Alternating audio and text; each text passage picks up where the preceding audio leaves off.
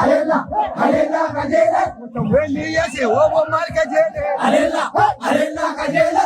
Langale kobe wobo mal kajele. Alella, alella kajele.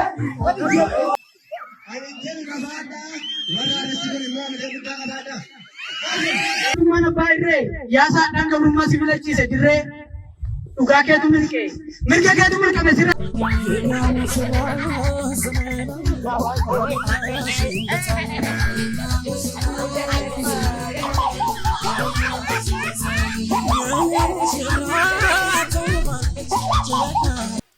Waraanni bilisummaa Oromoo goleelee Oromiyaa cufa keessatti humnoota faashistii Abiyyi Ahmad kan halkanii guyyaa uummata irraa irratti tarkaanfii ilaalessaa fudhachuun du'aa fi madoon adabuun injifannoo boonsaa galmeessaa jira. Waraana Bilxiginnaan torban lamattan balleessee dhaadachaa ture amma lakkoofsaa fi hidhannoon guddachuun hanga funyaan Finfinneetti dhufee sulultaa fi sabbataadhaa lolaa jira. Bilxiginnaan kana erga hubatee bubbuleera. Amma raafama hamaa keessa seenuun Abiyyi Ahmad hirriba malee akka buluu fi dhibee xiinsammuu saaxilamuu dawaa akka fudhatutu himamaa jira. Kanas suur-sagaleen mul'isu baatii tokko dura paarlaamaa irratti dawaa dhibee kanaa osoo liqimsuu kaameraan qabeera.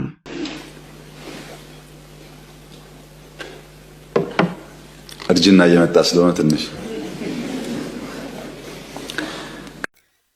Hulaa galaanaa argachuun keenya waa hin oolle of qopheessaa. Eenyu dura dhaabbachuu hin danda'u. Baalinis haa ta'u booleen hulaa galaanaa ni arganna. Kegiddibuu wada buu jechaa kan turan amma yaaddoo keessa seenuun dhagahame. Abiyyi Ahmad jaarsummaa Eertiraatti ergachuun maaloo qophii waraanaa dhiisii ani qophii kamiyyuu hin eegalle jechuun kadhateera. Hordoftoota keenya yaadota kana lamaan xiinxala gabaabaan ilaalla. Subscribe, share, like taasisuun haga xumuraatti nu hordofaa. Rumah sibila chise dire.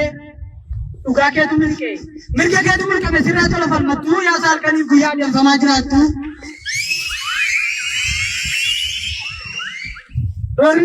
Warini sirna daba sitam mangan golati ya safal machu dute dire ak ablolati. Warini apa ire kana boda na gaye. Jette kola chuba ti rorro mata si bhai. Jette fal machu ka ti rorro mata si bhai. Iko dai barang bilu sakatamte. Warra bayreetiin abdiin kan kee hatamte biyyuma keetii irratti keessummaa si godhanii silmii sitti ta'anii dhiiga kan kee godhanii daandiitti baatee galuun qorannaa sitti cimee milishaa fi poolisiin kaballaadhaan sisime. Biyyuma keetii irratti mirga kee sarbamtee waraqaa eenyummaa erga gaafatamte Oromummaa qofaa sirnichaa yakkamtee gibirrachaa jiraatta sagal sakaattaamtee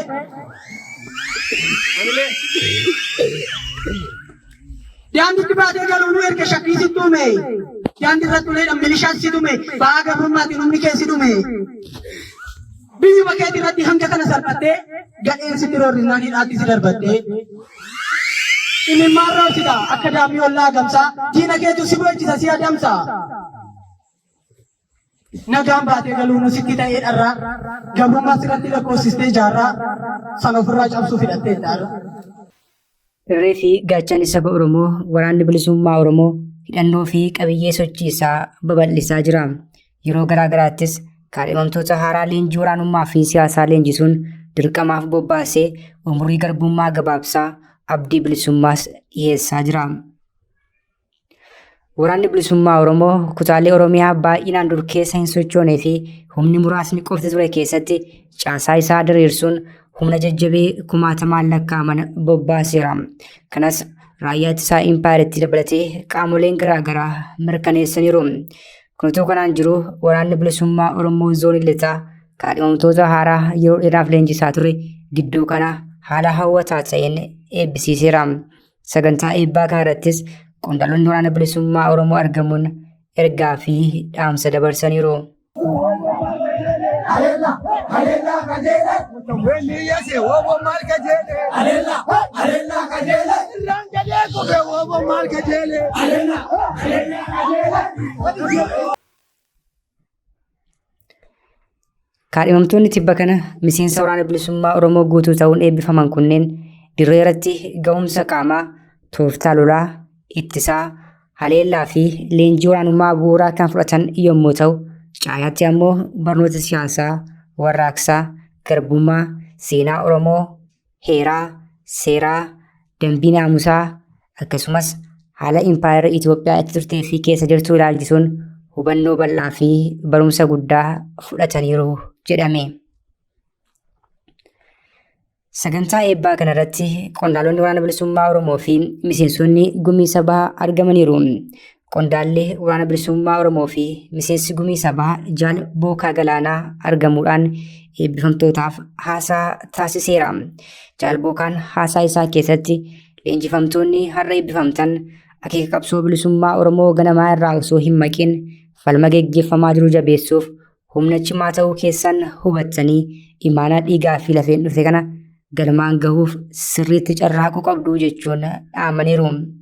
Itti dabaluunis sochii qabsoo bilisummaa Oromoo hawaasa keessa socho'an keessatti qabsoon kun kan nuti hawaasa keenya waaroo garbummaa keessaa baafnee bilisummaa gonfachiisuu fi walabummaa biyyaa mirkaneessuuf geggeessaa jiru akka ta'e hubachiiftanii bu'uuraa fi lafee dugdaa qabsochaa kan ta'e hawaasa keenya dhadhaabaa fi mataa ol qabaa akka socho'an jechuun barnoota haala yeroo waliin qabsoo bilisummaa Oromoo irratti kallattii akeeku laataniiru. Itti gaafatamaan mooraa leenjii waraana bilisummaa Oromoo zoonii lixaa Jaal Falmii Tufaa gama isaaniitiin eebbifamtootaan baga leenjii dandeessanii xumurtan jedhanii uummata Oromoo garbummaa karaa biraa jala galchee dararaa kan jiru bilxiginnaa kana hundeen buqqisuuf hubannoo siyaasaa fi shaakala waraanaa leenjii irratti argattan sirriitti hojiirra oolchuu qabdu jedhaniiru. Uummanni Oromoo bakka hedduutti bo'aa jira. Qe'een isaas barbadaa'eera. Hawaasummaan isaas manca'eera. Kana ammoo hanga lubbuun nu keessa jirutti hin eeyyamnu jettanii waan dhuftaniif kutannoo keessan gootummaan dabaltanii hawaasa keenyaaf golgaa fi gaachana ta'uun diina keenya bal'aa fi hamaa sana qe'ee Oromoo keessaa buqqaastanii daandii bilisummaa akka ariifachiistan jechuunis dhaamsa isaanii dabarsan. Eebbifamtoonni miseensa waraana bilisummaa Oromoo guutuu ta'an kunneenis guyyaa kana arguu isaanitti gammaduun caalaatti ammoo guyyaa bilisummaa arguuf akka jarjaran himan. Garbummaa afaan qawween Oromoo irratti fe'ame afaan qawween fonqolchuun mirga abbaa biyyummaa fi hiree murteeffannaa sabichaa kabachiisuuf qophii olaanaa fi gahumsa gaarii akka qabanis ibsaniiru. Waraanni bilisummaa Oromoo sadarkaa addunyaatti humna beekamaa, abdachiisaa fi waliin hojjetamuu qabu akka ta'e erga mirkaneessee bubbuleera. Mootummoonni addunyaa kanneen akka Ameerikaa, Noorweey, Keeniyaa fi kanneen biroon marii araaraa si'a lama yaalamee ture yeroo qopheessanitti dinqisiifannaa guddaa waraanichaaf qaban ibsanii turan. Kunuutuun karaan jiruu tibbana barruun idil addunyaa The Economist jedhamu humnoonni mootummaa Itoophiyaa morman biyya Sudaan magaalaa Kaartumitti wal arganiiru jechuu hordofee bilchiginnaan raafama hamaa keessa seeneera jedhame. Gabaasichi waraanni bilisummaa Oromoo humni ittisaa Tigraay faannoo fi shaabiyaan wal arguun haalota tokko tokko irratti dubbataniiru jedhe. Kun ammoo mooraa bilchiginnaa raasuun horgufuutu dhagahame. Abiyyis kana erga dhagahee booda pirezidaantii Keeniyaatti bilbiluun jaarsummaa kadhatee jila tokko gara Asmaraatti erguun ifoome. Abiyyi Ahmadii fi Biraanuu Juulaa dabalatee qondaalonni bilchiginnaa olaanoon paarlaamaan osoo hin hafin bakka deeman hundatti asabii inni fudhannaa jechuun fokkorsuu guddaa keessa turan. Garuu amma fokkorsuun isaanii bishaan dhugaa jira jedhame. ኢትዮጵያ የማይናወጥ ብሔራዊ ጥቅም አላት። ዓለም ዛሬ ይስማ። የቀይ ባህር አክሰስ ሰላማዊ በሆነ መንገድ ኢትዮጵያ ያስፈልጋል።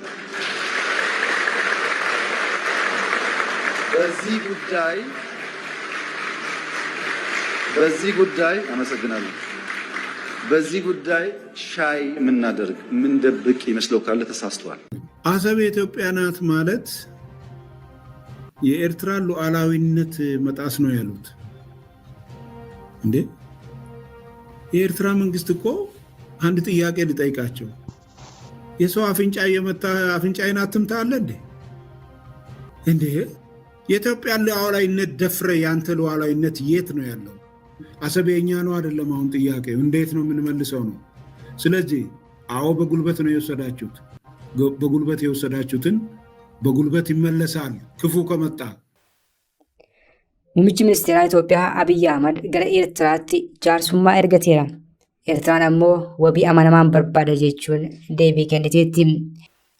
Atagaroo fi Qocolloo hamaa keessa kan jiran biyyoonni kunneen lamaan dhiheenyatti waraanni seenuu jedhamee sodaatama. Kunutuu kanaan jiru Itoophiyaan jaarsummaa ergachuun ammoo ijoo dubbii ta'eera. Jaarsummaan gidduu seenee dhimma kana furuuf yaalii taasisaa kan jiru ammoo Keeniyaa ta'utu himame. Maddeen dippiloomaasii akka gabaasanitti yoo ta'e Abiyyi torban 2 dura gara Ruutootti bilbiluun jaarsummaaf kadhatee ture. Dhimmi muummichi ministeeraa Itoophiyaa kaasan kunis Isaayyaas Afwerqee na waraanuuf qophiitti jira. Ani gama kootiin qophiis ta'e fedhii hin qabu jechuun Ruutootti himachuutu gabaafame. Kana bu'uura godhachuun torban darbe keessa ministeerri odeeffannoo fi tikaa Keeniyaa Nasraddiin Hajii gara Asmaraatti imaluun qondaalota Eertiraa olaanoo wajjin marii geggeesseera. Marii kanarrattis qondaalli Keeniyaa kun Itoophiyaan si waraanuu hin barbaaddu kanaaf qophii waraanaa dhiisaa jechuun isaanii kadhate. Gama Eertiraan ammoo deebiin kenname. Jalqabas kan lolan bana jedhee dhaadachaa ture mootummaa Biltsiginnaati. Nuyi qophii goonus ta'ee dhaabnus hin qabnu garuu wabii amanamaa barbaannaa jechuun deebiin kennameera. Mootummaan Eertiraatti dabaluun waraanni Tigraayitti kan eegalu yoo ta'e kallattiidhaan nu ilaallataa jechuutu dhagahame. Akka ibsa qondaalonni biyyatti jedhanitti lolli Tigraay kan eegalu yoo ta'e ittaanee kana leelamu nuyi waan ta'eef lola sanaafis xiyyeeffannoo addaa laanna jechuu isaaniitu himame. Kunutuu kanaan jiru mormitoonni Isaayyaasis magaalaa Finfinneetti cidha guddaa qopheeffachuutu dhaga'ame. Cidhi kunis koonsartii muuziqaa yoo ta'u magaalaa Finfinnee galma Barkumeetti dhuma torban kanaatti ni geggeeffama jedhamee eegamaa jira. Abiyyi Ahmad gama tokkoon jaarsummaa ergatee araara kadhachaa Gabiraan ammoo mormitoota Eertiraaf dahannoo kennaafii jira. Kun ammoo dubbicha itti walxaxaa taasiseera. Eertiraan duula irratti banamuu fi jettee qophii guddaa taasisaa jirti. Humnoonni Biltsiginnaa olaa jiran diinni keenya ijoon Biltsiginnaadha jedhanii sadarkaa yaadaatti wal hubannoo irra gahaa jiru. Biyyoonni ollaa Itoophiyaa kanneen akka Somaaliyaa fi Sudaan Itoophiyaa ija shakkiin ilaalaa jiru. Dippiloomaasiin biyyattii seenaa keessatti sadarkaa olaanaan kufaatii hamaa keessa seeneera. Kun hundi kufaatii Abiyyi ni saffisiisa jedhamees eegamaa jira. Tarii humnoonni kaartuumitti wal arganoo maal jedhu laataa kan jedhu xiinxala keenya yeroo biraan kan ilaallu ta'a. Qophii har'aa qopheeffanne garuu asuma irratti goolabna. Nagaatti.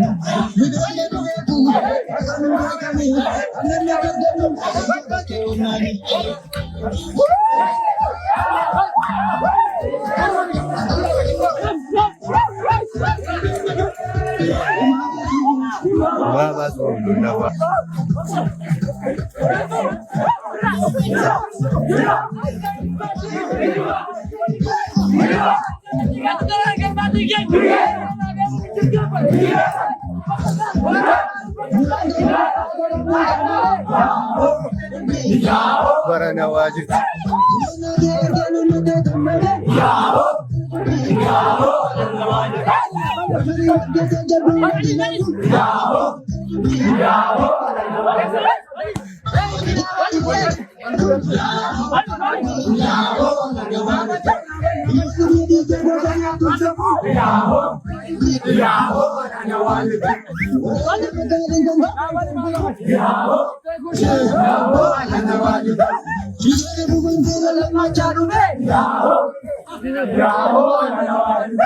Mana